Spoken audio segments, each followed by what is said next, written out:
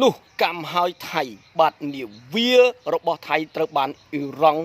បាញ់នៅសមុទ្រអូម៉ង់បាទឈូងសមុទ្របាទហមុកបាទហើយ23នាក់នៅក្នុងនោះ3នាក់បានបាត់ខ្លួនហើយត្រូវបានគេកំពុងតែត្រូវបានគេសង្គ្រោះ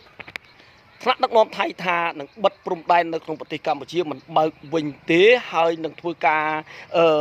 បាទជជែកគ្នានៅតំបន់ព្រំដែននឹងដល់ពេលដែលគាត់បង្កើតរដ្ឋាភិបាលថ្មីបាទសាំងឡើងថ្លៃតើប្រេងឡើងថ្លៃដែរទេរដ្ឋាភិបាលថាអត់ទេយើងត្រូវចេះសន្សំសំចៃជួយគ្នាបាទនៅក្នុងគ្រាហ្នឹង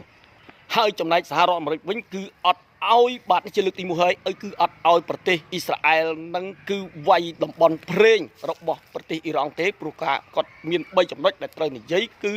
មិនឲ្យប្រទេសអ៊ីរ៉ង់នឹងប្រជាជនអ៊ីរ៉ង់ខឹងហើយទី2គឺចង់ធ្វើពាណិជ្ជកម្មប្រេងជាមួយនឹងអ៊ីរ៉ង់ហើយទី3គឺមិនឲ្យមានវិបត្តិសេដ្ឋកិច្ចនៅលើពិភពលោក